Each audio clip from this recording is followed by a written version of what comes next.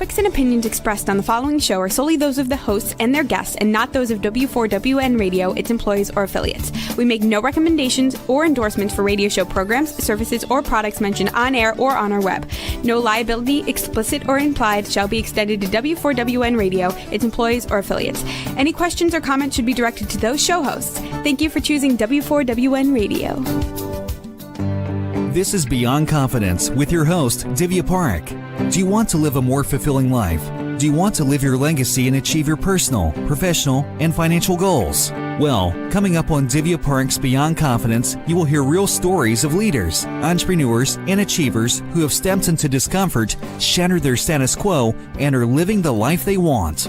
You will learn how relationships are the key to achieving your aspirations and financial goals. Moving your career or business forward does not have to happen at the expense of your personal or family life, or vice versa. Learn more at www.divyaparekh.com, and you can connect with Divya at contact@divyaparekh.com. This is Beyond Confidence, and now here's your host, Divya Parekh. Good morning, listeners. It's Tuesday morning, and I'm thrilled to be here with you because I get to be in your presence and spend time with you. So I want to share the kind of story one of our audience sent it out to us, Nicola. So Nicola, I want to give you a huge, huge shout out. So Nicola was just kind of walking by in her neighborhood, and then she saw a mom just kind of like, struggling, like her two older younger kids, like probably around like 5 and 3. They were throwing, they were hungry, tired, sleepy, don't know. But they were like, crying, and then she's trying to get the baby seat out. So what Nicola did was just kind of picked up a couple of sticks and sat down and she was like, oh, do you see this rock? Do you see this? So she engaged those kids, and mom was able to get out the baby. And so it is just amazing. Like mom just hugged Nicola and said, thank you. And then they went inside. And so here's the beauty, that when you keep that kindness circle going, so even though Nicola did not know who her neighbor was, but just extending that kindness goes long ways. And now she is friends with them. So I invite you to spend 1 hour of your time every month spreading the kindness circle. It can be 5 minutes here, 1 second here, 1 smile here, 1 smile there. And I want to thank each and every one of you who have got our books, because I will tell you, our books will make a difference. And it goes 3 ways. 1, you're helping me spread the message, helping you help yourself. And then we also give partial proceeds to kiva.org to entrepreneurs, because entrepreneurs are special. Let's get into today's conversation. Let's bring in our guest. Welcome, Laura. Good to see you. Good to see you as well. So share with us if you recall a moment from your childhood or youth where a person or a situation left a positive mark on you. So I've had a ton of great coaches and mentors and people that have guided me throughout my life. One of the individuals that I think had just a tremendous impact during my upbringing, and then definitely as I kind of got into adulthood in my career, is Scott Taylor. He is a family friend and godfather to my little sister. He was an entrepreneur himself, and so he built and developed an incredible tech company. And throughout that time, it was interesting, I think very early on, before it became kind of common nomenclature, everyone described him as a servant leader, that he was always someone to give back and always someone to lend a welcoming hand or kind words and support those around him. And so definitely throughout my playing career, and as I went into college and as I started kind of my work career, he was always there to just be a sounding board, to provide coaching, encouragement. He definitely was somebody who said, the sky's the limit, right? Set some goals and expectations and see what you're capable of. So he was definitely kind of, and has been and continues to be kind of consistent in my life. I think there's so many different coaches that each bring their own little facet of what they do. I think it's an interesting dynamic that, as you kind of curate your ecosystem and the people you surround yourself, your goal should be to take anything you can from the people around you. So I could probably list every soccer coach I've had and talk about one trait or a skill set that they've bestowed upon me. So a lot of people in my life that I think continue and have always said, you're capable of whatever, you want to do. You just have to put your time, effort, and energy behind it. Yes. Oh, you said something very powerful. Surround yourself with someone who can uplift you. And even if it is not, the way I've seen it is that even if a person has their own quirks, which we all do, every person has something that we can learn from. It's up to us, it's our choice. And as you mentioned, you can learn things from anybody surrounding from you. So that's a really powerful perspective to have. So as you grew up, you sounds like you were playing soccer and all of that. What were your main interests? So interestingly enough, very early on, I would say in high school and early college, whether it's just the dynamic of circumstance, whether it was exposure, I had probably very high goals in terms of athletics and soccer. I don't know that I really had a ton of career ambitions. I think whether that was circumstances of where I was growing up or just kind of the dynamics, I came out of college thinking I was going to teach second grade for my entire life. So my undergraduate degree is in teaching. I was very lucky that I get extra years of eligibility to pay for a master's degree. But even still, when I came out of college, my initial kind of goal was, my parents being, very philanthropic and involved in different things, kind of said, go get a job. It's something you're passionate about and you enjoy, right? That was kind of the goals at that time. Right. And so I came out and taught. And it wasn't until probably my second year or my third year of teaching that I realized, wow, I'm more competitive than I realized growing up. Soccer was my vice to do it. And now that I don't have that outlet, I have to find other ways and opportunities to really challenge myself.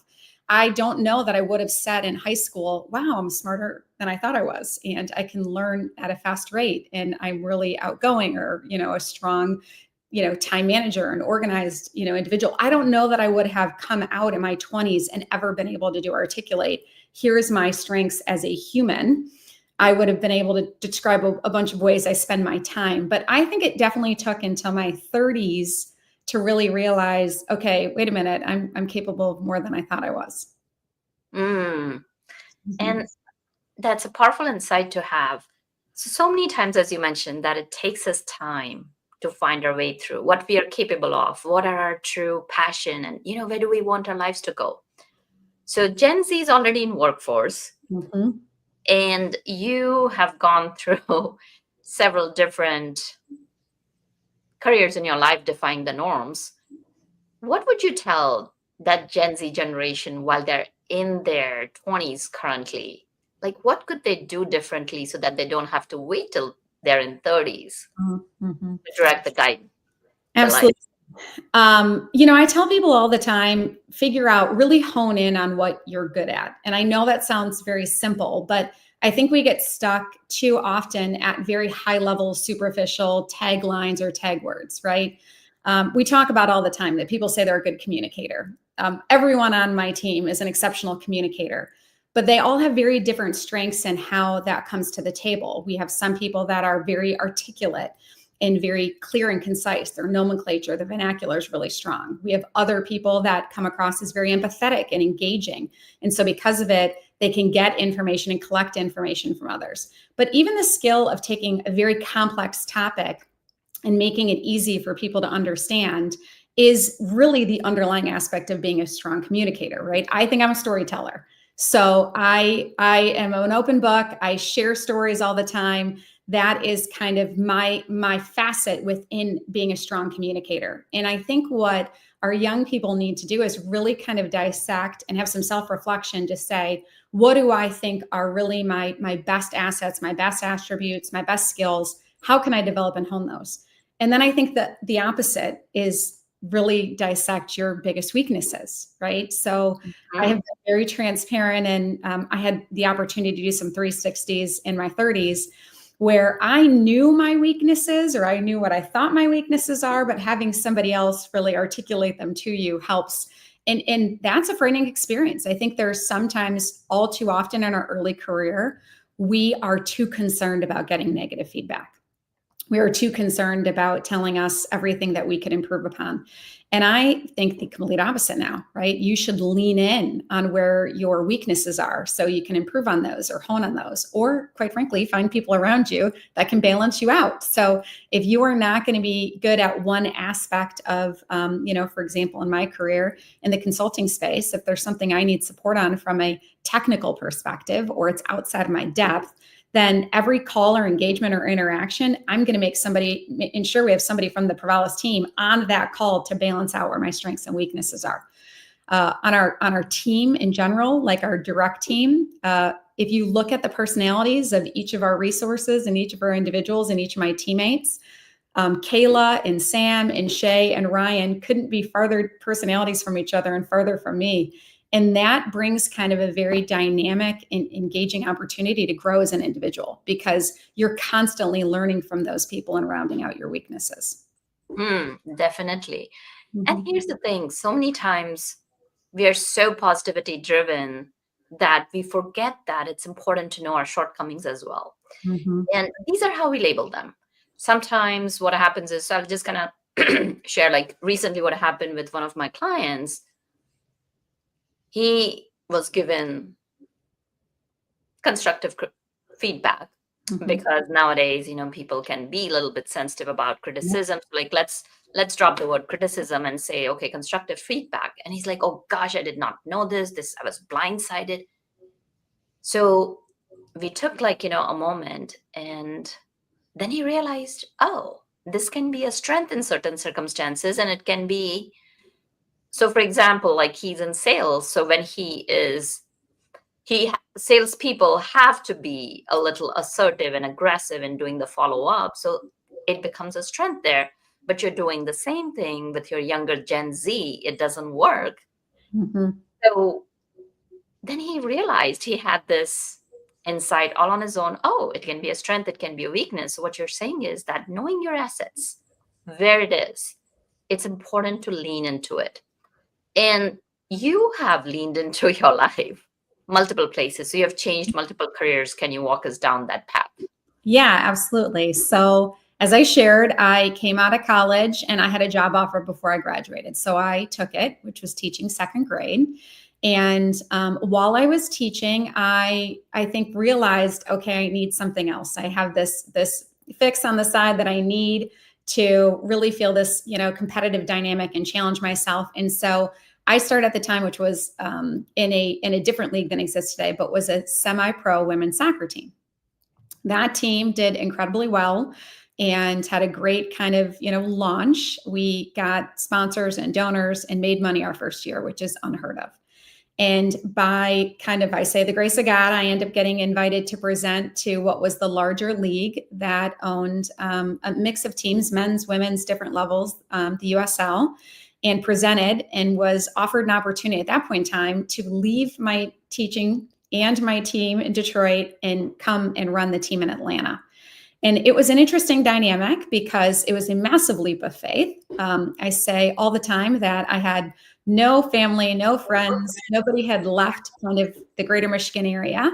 And I was going into a town that I knew nobody in a field that I had done kind of on the side. And so it took a lot of trust, I say, from Boris and John and the owners and the individuals at that time that kind of said, hey, we're going to take a chance on you. That opportunity was like a critical life decision because in that environment, I was given a certain amount of money and they said, go build this and present to us every quarter in terms of, how you're doing and how the team's doing. That really enhanced my ability to say, okay, what do I know about finances and what do I know about marketing and what do I know about operating a business and all of these different aspects that I think gave me carte blanche to really hone so many different facets of what I didn't know about myself at the time.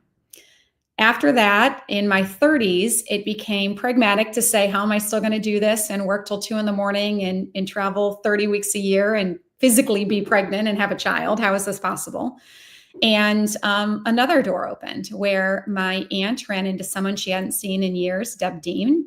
And Deb had been traveling to Atlanta all the time. And my aunt kind of offhand said, you should go see my niece. And we met for coffee. And after 45 minutes, she said, I'm going to hire you and you're going to come work for me.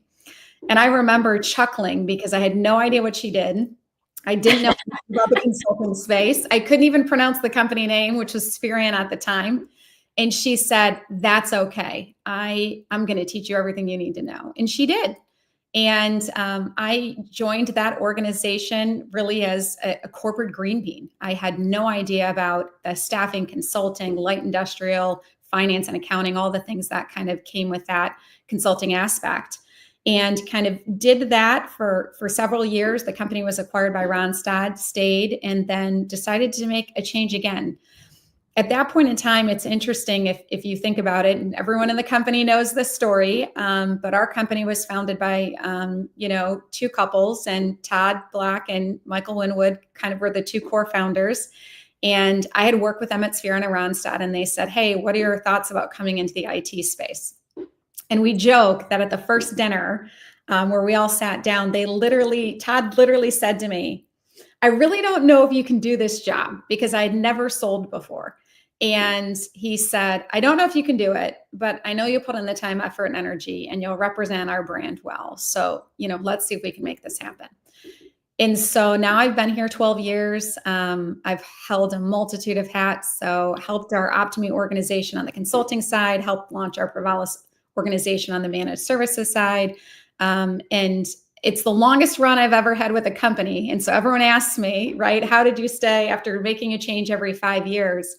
And I think what I've been offered here is an opportunity to dynamically evolve as our company has evolved. So what I was doing 5 years ago is very different than what I'm doing today. And that dynamic has allowed me to continue to challenge myself and be engaged and meet new people and continue to grow. And so a couple of questions come to my mind from the story that you have told us and your journey, phenomenal journey. One, actually, several questions. You mentioned about being pregnant and having kids, and you were traveling at that time. So there are a lot of women who are in this place where they face, I'm going to kind of go back to that word, and we shouldn't shy away from it because it's like criticism, because these are societal norms. There are certain expectations for women. Oh, you got to do this, you got to do that. And that goes for men as well. So when we lean into it, these are just words. Let's drop the words. They feel guilty that, oh, how can I have a career? And they're stretched and torn. So being there myself, I know the feeling. How can I balance both being a mom and also having that career? Am I doing enough for both? So tell us, how did you pass your phase throughout that time? Yeah. Well, first and foremost, I think it's kind of ironic that when I left the sports space to travel less, I ended up evolving quickly into a role where I was flying every day with Sphere and Randstad. So that travel never actually went away. I have consistently traveled with Provalis and the organization, helping us, build our rural centers. I think what I found is a couple of things. One, I bring the kids in, and my family is involved in a lot of everything that I do. So my kids traveled with me extensively. I found babysitters in different markets to make it work. They went on site at clients for every single kid's career day. And when we did things at work that I could integrate them in, they came. So everyone on the team knows that during the holidays, for Provalis, we have a lot of our leaders that will travel for 2 or 3 weeks. We'll do everything we can to make every holiday party. And so one great and tremendous opportunity that my kids authentically remember is we ended up doing it as a road trip a couple of years ago. And we drove literally from every single location over a 15-day period, traveled 6,000 miles, hit all these volunteer events and holiday parties and what have you. Where that comes into play now is when I have to travel for work or when I'm working late, they actually have a connection to what we're doing. So they will say, oh, is that team going into Jasper? Is that team, is Amy going to be on that team? Or is, so Joe going to support that team, or who's going to be on it? they know who I work with. They have met them. They hang out with them. The sales team to kick off the year came and stayed at my house in January. And yes, that means they had dinner with my family and we hung out. And the same goes kind of vice versa. So we have people on the team, obviously, that are moms, and we know their kids and we're involved and we visit their houses when we're in market. So I think I made a very early decision to say, I'm not going to shy away from the fact that I'm a working mom. I am going to lean into it. My kids are going to know what I do. I am going to be open and honest with them when there are conflicts or issues or things that I'm going to miss. But they're also going to know why it matters to me. And I think I'm very lucky in the fact that I know what we're doing is having an impact. We're helping rebuild rural communities. We're almost 60% women. We're 65% military families. We are having an impact in the world. And so it does make it a lot easier to say, this is what I want to do. This is why it matters. This is why it should matter to you. The other dynamic I think that is interesting is deciding what is a priority of what you can and can't miss. So I have never missed, for example, a medical appointment for one of my daughters. She has a series of, rare diseases and dynamics, and I will not miss an appointment at all costs, period, hard stop. So I will change schedules. I will change flights. I will leave at 4:00 in the morning if I have to and take a red eye back. But at all costs, I will not miss her medical appointments. And I think also as your kids get older, setting what those boundaries are for them and for you is a critical aspect of what is a hard stop you have to be there and what do you have more flexibility on. Meaning, if my kids have both soccer and gymnastics practice, me traveling on the nights they're training aren't a big deal because they're not going to be home either. So being conscientious to some of those aspects for sure. Yeah, no, thank you for sharing that, because as women, we do have a lot of, and it's nature, and it's awesome. Like, we come with naturally packed empathy and nurturing and all that. So I'm very, very happy to be a woman because nature has provided us very lot of things. And so again, leaning into it can make a huge, huge difference as to how we approach life and approach the careers. So as you kind of move through it, a lot of questions that come in is like, oh, if you have been in a career for 4 or 5 years, you can change it. Mm-hmm. So how can people, first of all, challenge that norm that like, oh, I cannot change careers? And then secondly, how can they build a brand and leadership style throughout all of this?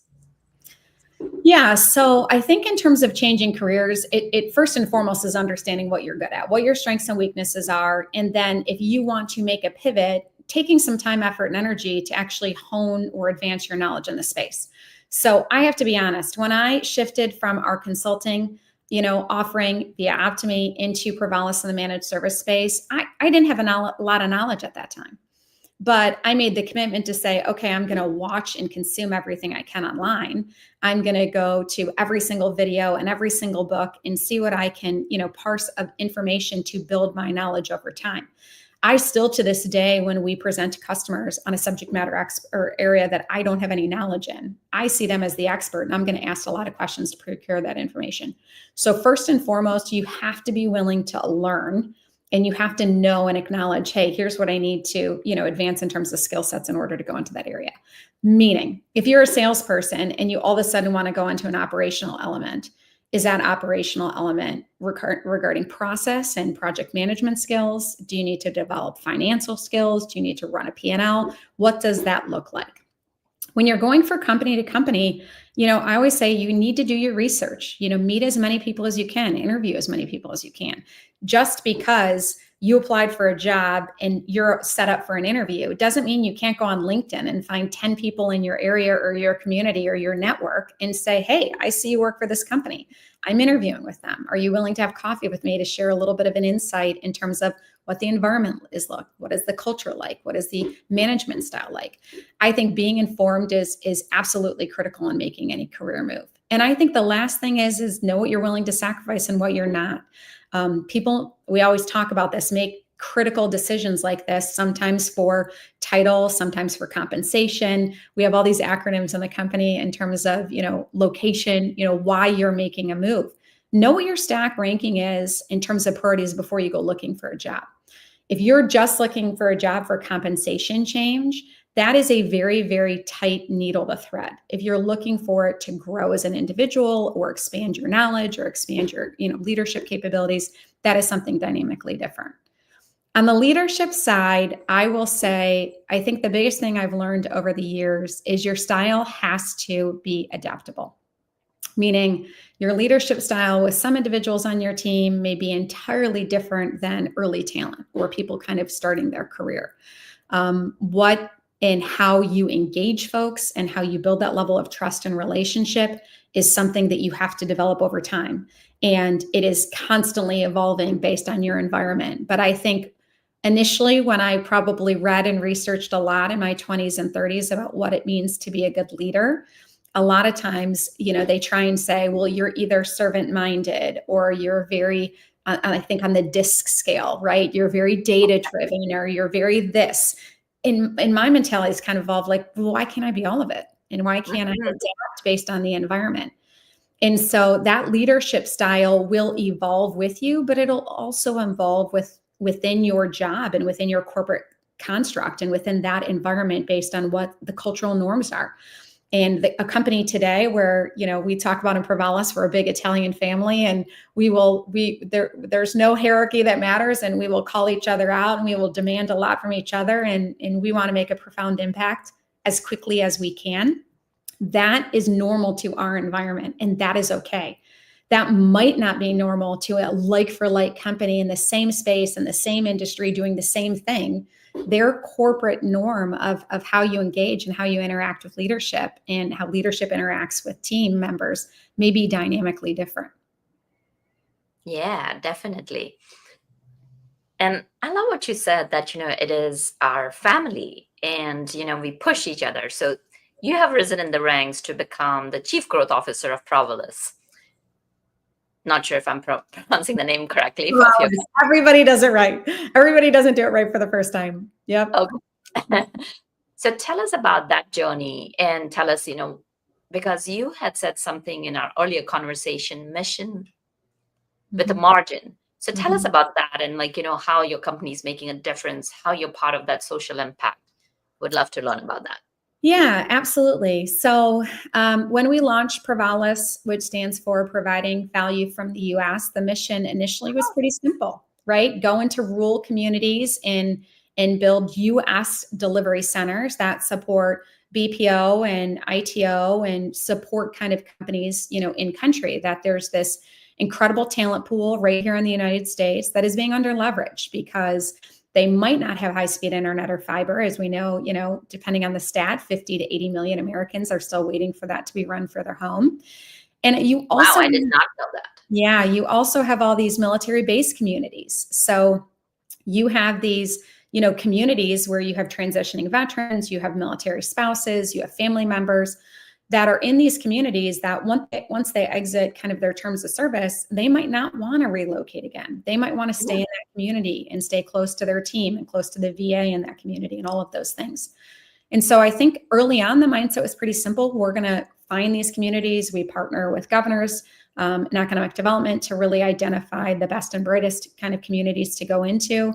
And that's really where we started. I think where we've evolved to now is recognizing just the incredible talent, right? You get individuals that come to us that want to build a career. They're not coming to us for, a job or a stop on their ladder as they determine their path in life and what they want to accomplish. Like they're coming to us for a life career path. And that dynamic is profound because we get, a couple hundred people in a community that not only are invested in us and the customer, but also each other. So we get an incredible team dynamic where everyone works together at a site. And so they're all sitting together, but they're invested in each other very quickly. And so I kind of say our brand is our people. Our people are rural Americans and veterans and individuals that really, quite frankly, I think we've overlooked for too long. And it's a great opportunity to go in and make an impact. So the dynamics are, which is a really fun stat, is that if we hire 200 to 300 people in a community, because of how much that money turns over and over again, 6 to 7 times before it leaves that town, when we hire even 200 people, it can have a $20 million impact on that community. Mm.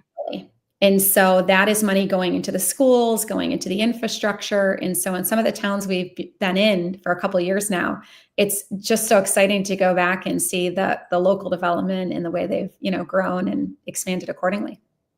Oh, I love that, because what a beautiful mission. And especially as you mentioned about our veterans, Mm-hmm. we cannot do enough for them, the freedom that we have. And I want to thank all the veterans, take this moment to thank them for all the, they put their lives on the lines. And not only that, but their families, as you mentioned, they're moving around all the time, and the sacrifices they're making. So it's wonderful to hear that you're going out there taking care of our veterans. So very, very Mm-hmm. inspiring. So one of the things you have mentioned is leaning into the weaknesses and leaning into your shortcomings. So what are one or two things that you have worked on yourself that have been the hardest? Mm-hmm. My hardest for sure is I am, as you mentioned earlier, as a hard charging go getter. Is there are definitely times where I'm a bull in a china shop, where I want to get things done and I want to get them done quickly, and I have a highly demanding, high expectation mentality. And I think there's time where that doesn't give other folks space and opportunity to grow, right? If I'm constantly, and I still do this today. So this is something I will say, I will self-own that I'm still working on this, but that it doesn't necessarily give enough space for the people around you to grow, right? If you're constantly holding the bat too tight, as the saying goes, or commandeering the situation, whatever it may be, sometimes you don't give kind of the space for those around you. In a good way, we have a great team where now they just call me out on it when that happens, and they hold me accountable and they say, okay, let's move on, and we're going to take this, or we're going to own this. And they've all found kind of an opportunity where they can kind of carve out a niche, and I release the bat and they own it. That has been one of my most difficult things, partially because of my expectations for myself, partially is because of what we have on the line, right? We need to be successful in order to put and keep these people and our teammates and our team members working. And so there's a lot of pressure that comes with it. And I think some of that desire to be too aggressive is because of those expectations. The second thing is, generally speaking, I have always had a very empathetic dynamic. And you mentioned this earlier, that there's sometimes people that are around you, help you grow and lift you up and enable you. And then there's sometimes you're that person supporting, you're that person lifting them up and having them, or you're their support system. And I think as I've gotten older, I've gotten more carefully conscientious about, who is in my network, who are my trusted confidants, who are my friends, and do they reflect the value system that I want in my life, but that I also want my kids to see and experience. And some of that is simple little things in terms of, how they interact, how they manage their children when they're around you, or how they parent. Some of it is a bit more dynamic of saying, hey, what are your philosophical views on life, right? I'm pretty open and honest on my faith. Most people in my life know that, and that's great. But there are certain dynamics where I feel like I have been more careful about really coveting the time and relationships I'm developing around me, to say, are they going to be there to support me when I need it? And is this a balanced relationship? And are they, really helping me do this walk in life, so to speak? Yeah, balanced relationships, because it's important to have those. And what you mentioned about having that space that you have created for your team, for calling each other out and balancing. So what I'm hearing is that both for your personal and professional life, that balance is bouncing it off from one another. Now, it can only go as far Mm-hmm. when other people are receptive too. Yeah. So any thoughts you may have, any tips that sometimes, some people are not open, some people are, how you've created that space? Yeah, it's hard because I've actually had to just make some tough decisions to say, okay, this isn't a relationship I should continue to keep investing in, or this isn't an individual that, makes sense or aligns from an organizational perspective. What I say all the time is, anytime you pass potentially or hit a crossroad in a relationship, whether that is work or personal. I think my mentality always is that person came into your life for a reason. You hired them for a reason. You brought them on the team for a reason. And you should treat it with that level of like empathy and character and quality of character when you embark on those discussions. I think one of, the things I'm most proud of in our organization is, we really haven't had any resignations, right? People come in because they believe in the mission, they're passionate about what we're doing, and we align fair and appropriate expectations. But when there is a mismatch, yeah, absolutely. We sit down and say, hey, this isn't working for all of these reasons. And I don't know that this is fulfilling to you. And I don't know that you're feeling success. And, how are we going to solve this, either with kind of a structured plan to say, here's what we're going to do to get this all on track, or, take the weekend. And is this the right path for you? I think all too often we get so defensive in critical conversations or difficult conversations with people that we forget just coming from a place of empathy of saying, here's what I'm seeing and feeling. What are you seeing and feeling? And what are we going to do about it? And I think in those conversations, it's very telling to see how they react.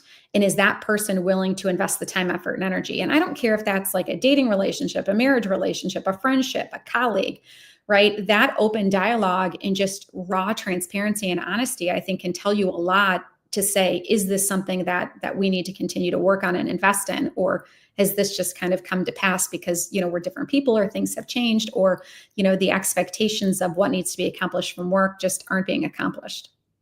Yeah. So you're not letting things fester, because that's when a small wound can become a boil and then it bursts open. And that's one of the worst things you want to happen.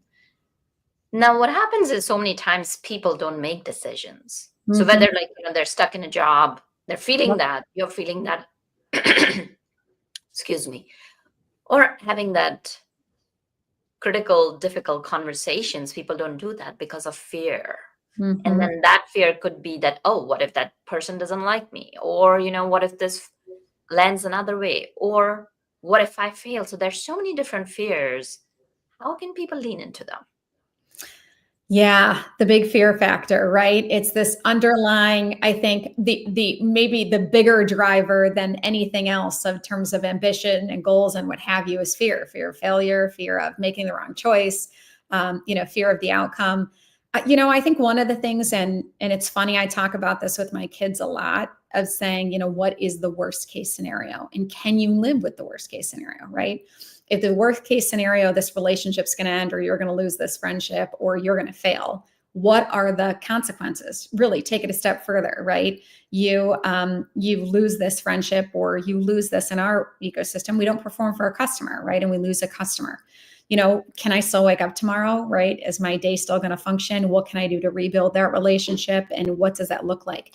I think dissecting what is driving your fear and what the real risk is probably the most critical skill in making those difficult discussions viable, right?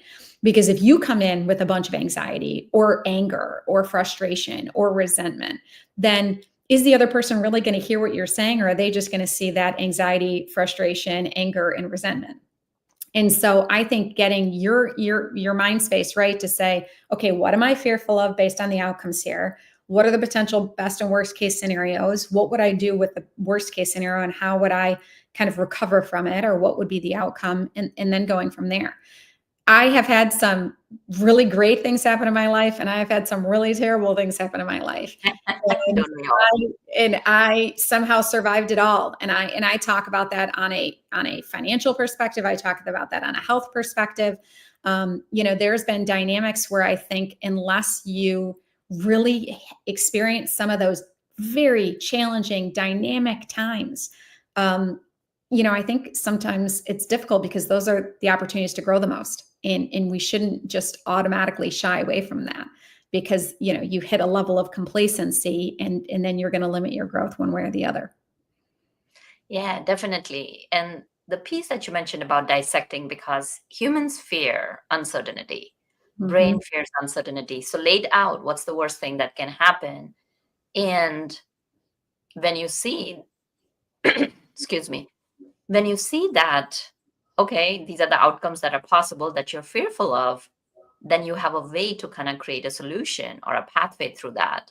And that's really a good way to kind of move through those times of uncertainty and fears.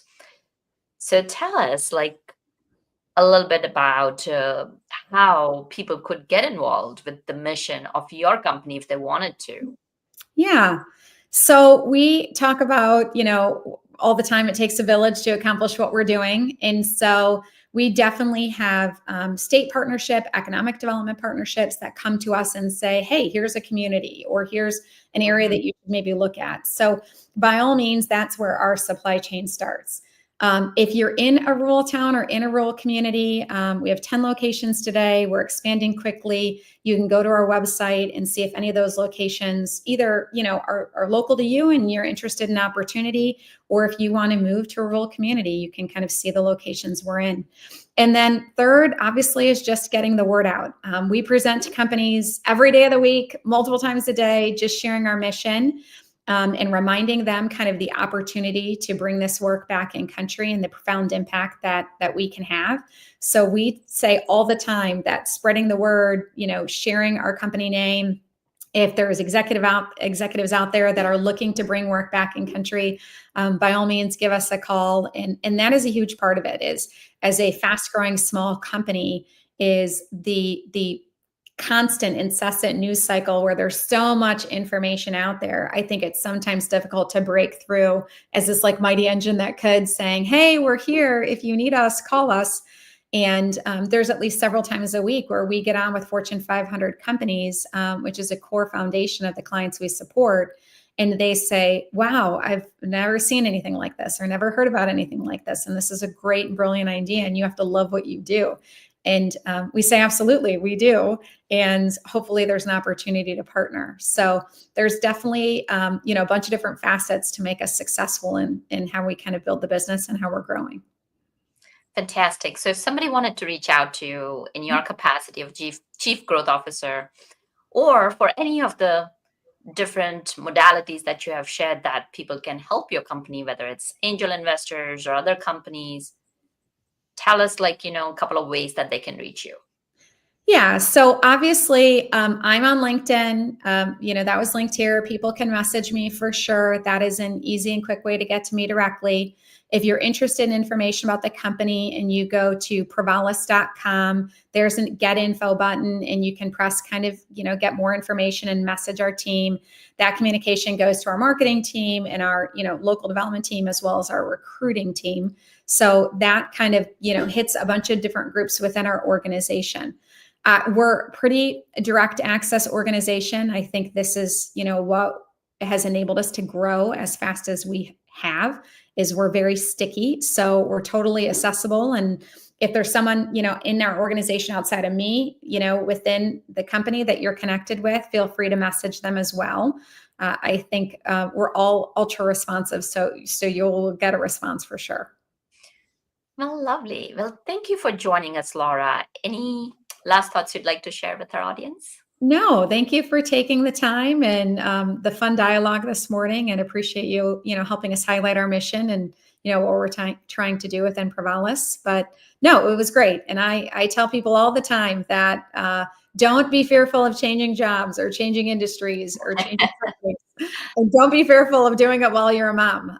My girls are now 12 and 14. They are incredible humans, and it has been one of the greatest satisfactions of my life and most fulfilling opportunities is to raise two little people and to kind of see what they're going to accomplish in their life. So I would say, don't be fearful. If you're trying to figure out how to balance it, you can find a way. Well, thank you. And I'm positive that your girls are going to be wonderful, wonderful human beings. And given that you're their mom, and listeners, I invite you to, like, especially check provalis.com and see if you're in the community. And I know that, some of you are in corporations, entrepreneurs, see how you can get involved, because as you all know, I'm big about impact, because life without impact remains empty. Mm-hmm. So as we always talk about kindness, check it out and see how you could get involved, spread the word, share the mission, because especially our veterans are close to our hearts. We enjoy our freedom because of them, and also like bringing our rural communities back up again, how strong and powerful that can be. So I invite you, go ahead, share the message out, share the episode with more people. And as you all know, I don't ask y'all a whole lot because I'm here to support you to live the life you want. And let's keep the kindness circle going by sharing this out. So thank you again, Laura, for joining us, and to your company for doing such work with mission and impact. And thank you, wonderful audience, for being part of our show, because without you, the show would not be possible. Let us know how we can support you, who we can bring, so that you live the life you deserve. And thank you, Juan, for making the show technically possible. Be well and take care until next time. Thank you for being part of Beyond Confidence with your host, Divya Parekh. We hope you have learned more about how to start living the life you want. Each week on Beyond Confidence, you hear stories of real people who have experienced growth by overcoming their fears and building meaningful relationships. During Beyond Confidence, Divya Parekh shares what happened to her when she stepped out of her comfort zone to work directly with people across the globe. She not only coaches people how to form heart connections, but also transform relationships to mutually beneficial partnerships as they strive to live the life they want. If you are ready to live the life you want and leverage your strengths, learn more at www.divyaparekh.com. And you can connect with Divya at contact@divyaparekh.com. We look forward to you joining us next week.